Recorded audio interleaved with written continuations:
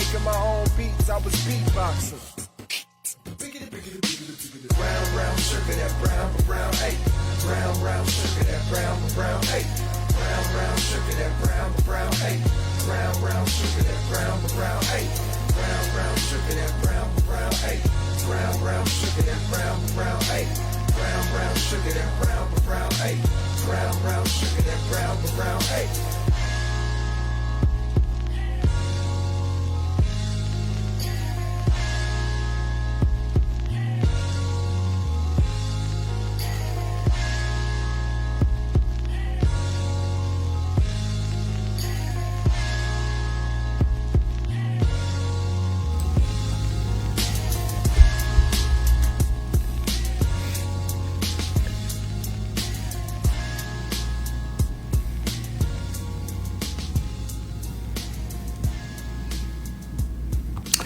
And we're live. What's up, people? Day 2 of the revised Real Estate Radio USA / Real Estate Radio USA / 2.0 Barry Cunningham Show, however you want to name it. I don't really care. I'm just looking to do business with people who want to sell some real estate, people who want to buy some real estate. I'm not quite at that Grant Cardone phase where I'm trying to teach you how to buy real estate. No, that's not what I'm trying to do here. I'm looking to work with people who are looking to sell and need to sell quickly. I'm looking for people who want to buy. If they're coming from another location, need you to get a hold of me. Again, my name is Boom, and it worked today. My name is Barry Cunningham. If you don't know me, I did a radio show for a number of years. Now we've gone to a video format, and I've got a face only a mother could love, but luckily my mom does still love me. And I'm happy about that, and so does my wife and my co-host here who's riding along, my 5-pound Maltese, who decided she wanted to come in, as she does with every time I go live. So, hope you guys are having a good day. It's 5:37 here in South Florida. We actually had a beautiful day, and not the same that I can say for a lot of people in other areas of the country. And what I want to talk about is there's some crazy news out there. I mean, yesterday I spoke a little bit about how things seem to be turning into a escape from New York type of mentality where people are looking to get out of the Big Apple, the rotten Big Apple, and move to Point South. You can't really blame them with people throwing Molotov cocktails everywhere and burning up the city.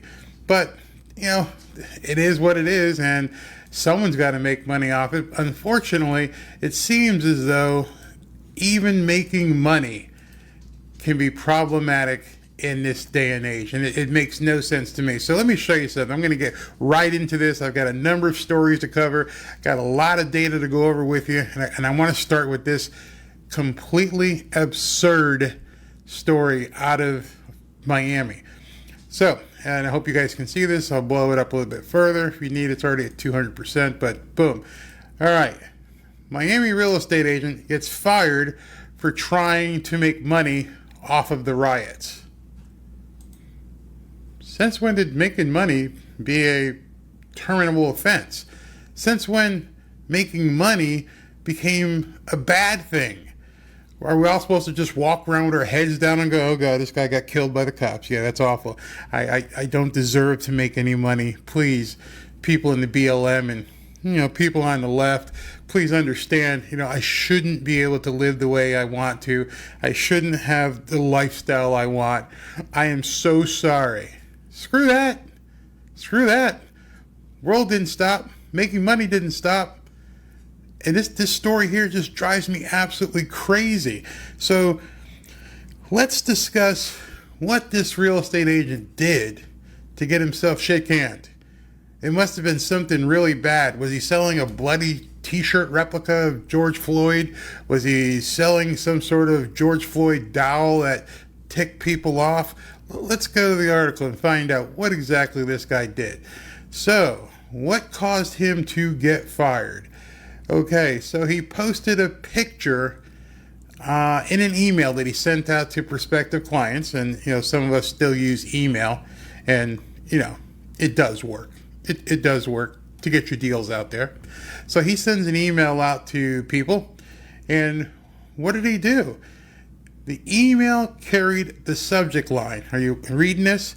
The email carried the subject line, "Looking for a change," and contained a picture of a New York Police Department van engulfed in flames. And another very Miami type photo showed people enjoying themselves out on the water. So, a picture like this, a picture which is reality. They burned up police vans in New York City. And we've seen the advertisements for Southwest Airlines many a times. Want to get away? Well, it looks like he was trying to parody that. And he posted a picture. I don't know. This could be the actual picture. I don't know. It's a police van burning. And he said, and I quote, "Looking for a change?" Yep. That got him fired. If people are going to move, let them come and contact me if you're coming to South Florida. Cochran says the company has a zero tolerance policy for this behavior and categorically rejects racist and fear-based rhetoric in any form. Psst. Hey, if you're in New York, if New York people are realizing Snake Plissken isn't coming, if you guys are understanding that you may need to escape, if you're understanding that your town is on fire, stare at this image. I don't care. Nobody's going to fire me. I don't really care. What I do care is if you're looking for a place to live, a place of refuge, a place of solace, a place where you can go to get away and enjoy a lifestyle that we've become accustomed to down here. Run, get out, call me, call anyone who's an agent down here. I'm not an agent, full disclaimer, full disclosure, but I do sell houses. I've got some houses I can show you that we have under contract or we've closed on. But in any event, it's absolutely absurd. I had to read this 4 or 5 times. This guy put a picture of a police van in flames. Something like this. Could even be this picture. And he said, "Looking for a change." Now, I gotta ask you. I gotta ask you really close. Does a police car or police van have a race? Does it have an identity? Was it a black police car that was burning? How is that? How is this racist?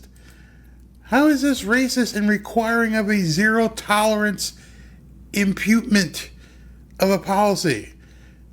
It's fear-based. Fear is real. As I showed you yesterday, even Warren Buffett says, be greedy when people are fearful. Be fearful when the other side happens. This here, people burning up your city, man, it's time to move. It's time to get the hell out. And that's not racist. Oh, and I've been black for quite a while. Yep, hate to break it to you, I'm a black man. And I still, after reading this article 4 or 5 times, cannot understand, and I've tried to determine the race of this van. You can help me out here. Please let me know what you foresee the race of this van is. I can't tell. Is it Chinese? Is it black? Is it, East Indies? What is this thing? There's no kind of marks on it that tell me that, I could be getting into a racial problem by posting a picture of a van on fire. But obviously, if you work for Corcoran up in New York and you show a van that's on fire, you're going to get hit with the zero tolerance policy and get fired. Fired! It's absolutely absurd. Absolutely absurd. I'm telling you, we've been making fun of it since this stuff happened. And yes, I do believe the guy was murdered and the cops did some crazy stuff up there. But I'm not bending the knee. I didn't do it. Nobody I know was involved in killing George Floyd. Nobody I know thinks it's okay, but I'm not bending the knee. I am not taking a knee and succumbing to this political correctness. You know what color makes most sense to me in real estate? Green. You got the money, I got the property. I got the property if you got the money. Let's go ahead and make a deal. Let's everybody have a win-win situation, and let's everybody make some money. This stuff is just completely bogus, especially when I can't tell the race and identity of a police van. Didn't know they had one. So I'm going to move on from here. Let's talk about something else. And yesterday, after I talked about people escaping from New York and Snake Plissken not being able to help, I got some emails. I got some comments from people who said, Barry, you're overblowing it. It's not the way it is. We're going to be fine up here. Okay. Then why are you telling me? Why aren't you telling people who are looking to get the heck out? I checked out this article. This is another one I just saw, and I hope you can see this. I'll blow it up. And this is, despite chaos, the real estate data shows New Yorkers are not selling their homes. You know why? You know why they're not selling their homes? Because nobody's buying them. There's a reason why the homes aren't selling in New York. Who wants to live there? I'm sure that, if you live in a real high-rise penthouse and you're looking down upon the little people walking around burning stuff, it's no big deal. You just call the butler, tell him to bring you up a pizza, tell him, but you're not going to any plays. You're not going to any baseball games. You're not going to any football games. You're not going to church. What kind of existence is that? Well, I'll tell you what they're doing because I know some people. They've got some high-priced property up in Manhattan and Long Island, and they're down here. They're like, I'm done with this crap up there. I'll sit on my $5 million penthouse in New York City, but I'm going to be living down here at the beach, and I'm going to go around on my boat. And let's dig into this article a little bit so you can see how bad they mislead. Now, remember the title here is Real Estate Data. Data. When I hear data, I mean that's hard numbers, things that support your claim. So when I hear that, I see this real estate data shows New Yorkers are not selling their homes. Interesting. Okay. In the global epicenter of the coronavirus, homeowners are not putting their homes on the market. What? You just said the data shows New Yorkers are not selling their homes. No, the data says they're not even trying to. What a misleading article. Homeowners are not putting their homes on the market. New sales inventory has a significant low during the months of lockdown as validated by the different real estate platforms. Why lie?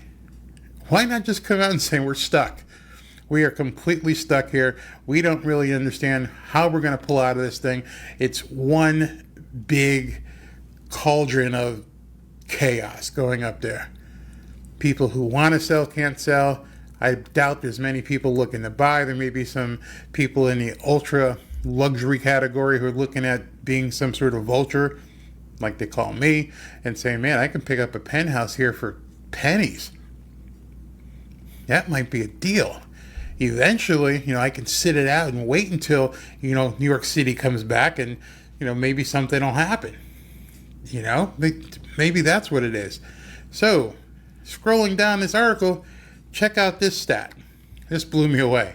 From something that says, things aren't that bad, are not selling their homes.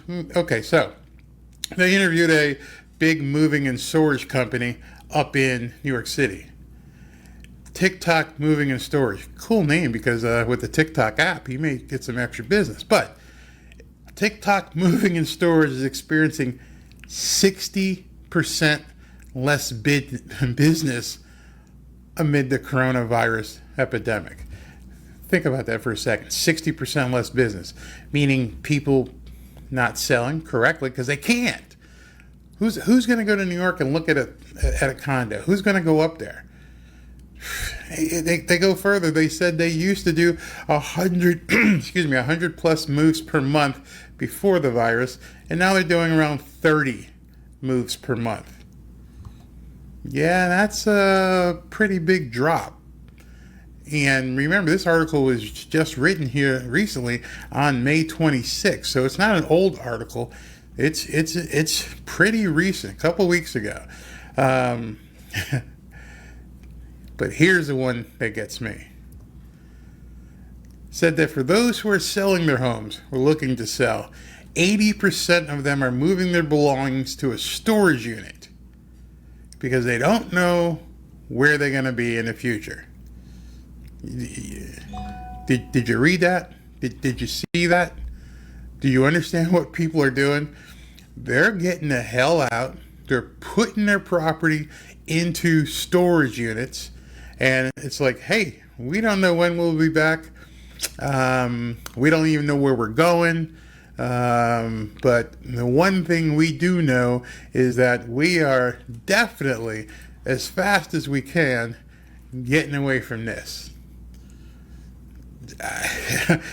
But she tries to say that no, there's nothing going on. And as my call is ringing here, I got a call, probably from watching this show, hopefully. And how can you actually say to people up here that the data is showing that people in New York basically, hey, we're not freaking out right now. There's nobody freaking out. We're not just flying out of the city. We're not taking off. When just the opposite is true. That's why people are hating the media these days. They're taking these words. I don't even know who this woman is from Forbes. And she completely twisted, quote, the data that she was given or obtained. As you read her article, she led with a BS headline where people in New York have had it. They just can't do anything. They're stuck. So don't tell me people aren't just looking to escape New York City. I mean, they obviously are. So I'll continue. So what's going on down here in our market? So we're seeing people here, and people are saying, could be a good market, could be a bad market. And as you saw, one of the first things I used today in my little was this. And it's a little genie in a bottle type lady or witch or whatever looking in a crystal ball trying to conjure up some stuff. She's trying to figure out what's next. What's she going to do? I'm going to say something that's probably going to tick some people off.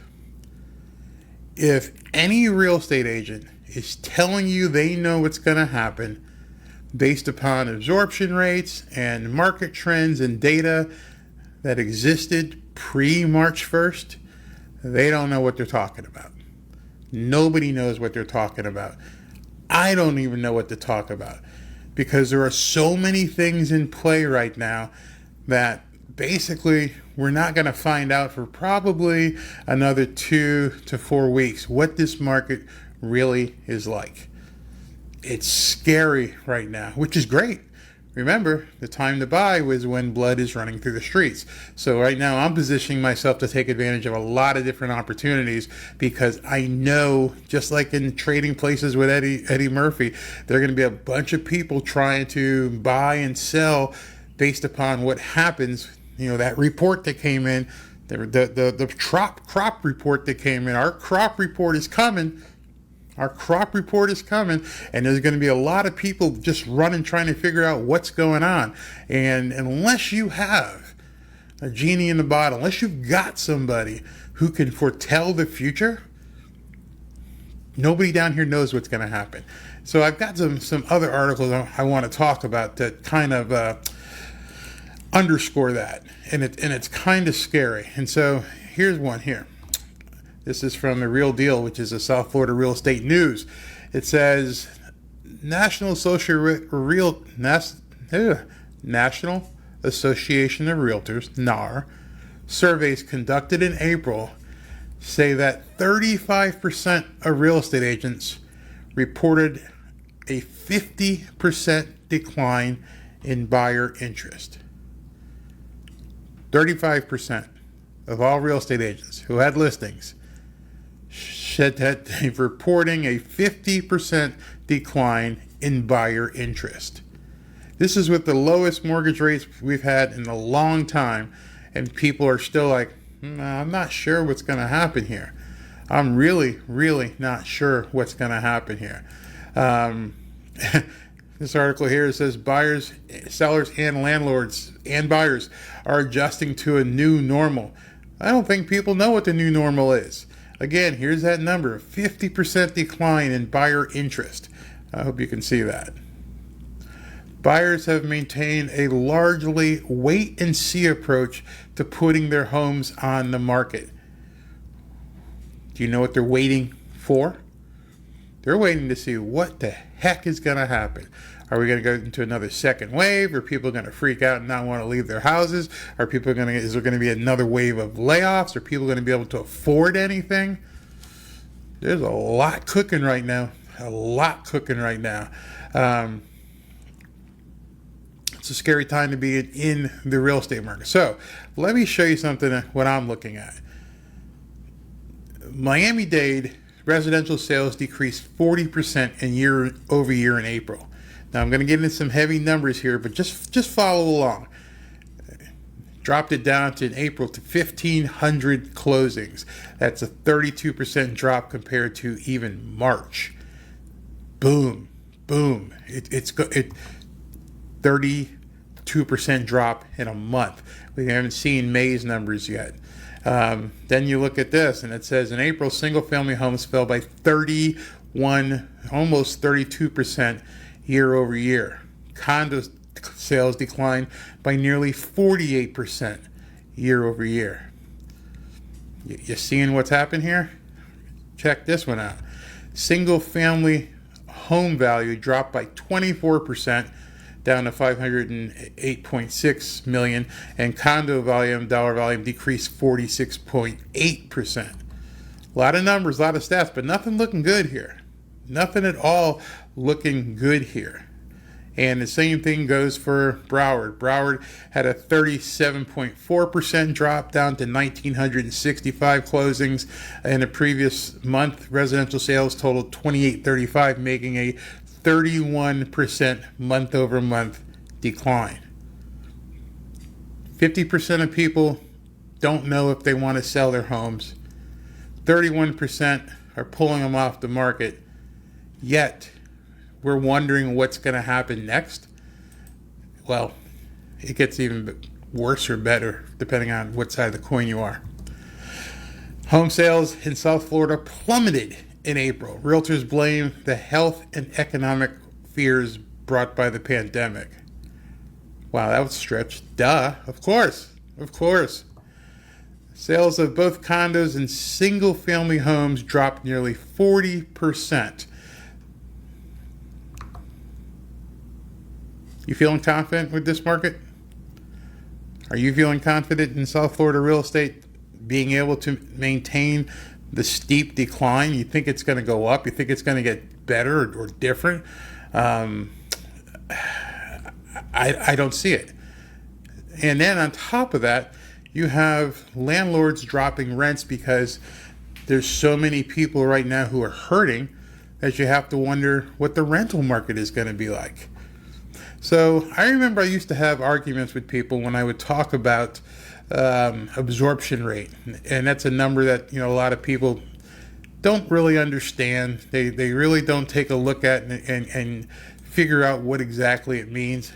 But if you have a bunch of stuff available and you have a limited amount of people buying, that means you're running into a buyer's market. So if there's, from what I understand here, we've got 5,000 plus properties on the market, but we're only selling 1,900 a month and dropping, that means the inventory is way in excess of the demand.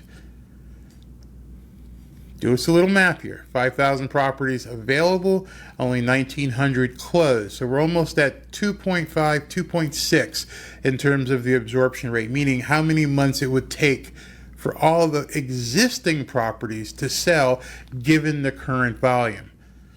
Now, if May turns out to be the same, if May turns out to be a 30 or 40% drop from 1,900, Quick math, 40% of 2,000 means 800 less. It's going to be somewhere about 1,100 properties sold in May. I'll check I don't have access to the MLS because I'm not a realtor.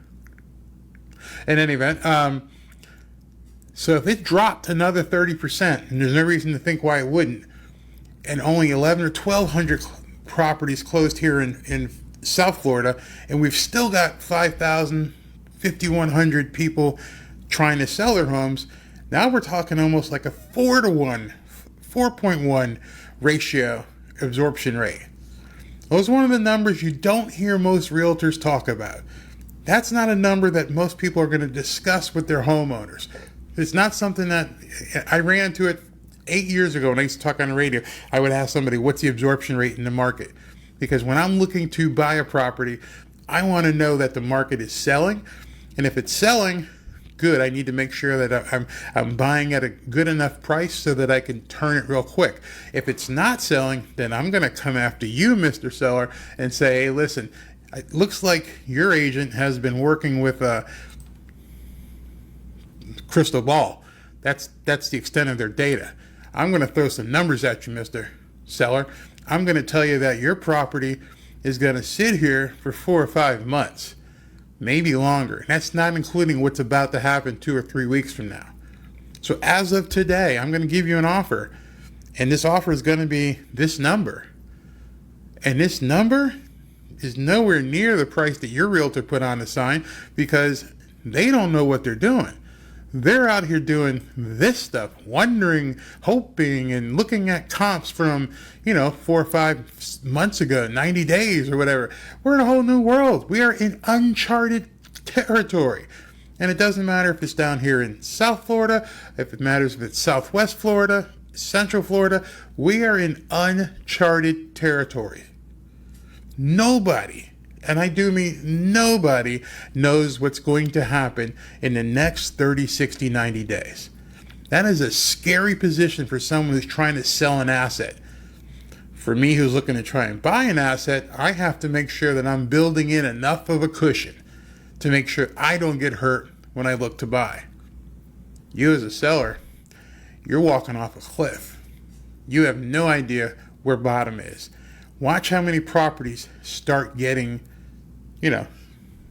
price reductions. You're only saving grace. Your only saving grace is going to be the people who are escaping the chaos. Your only saving grace is the people who Snake Plissken couldn't save.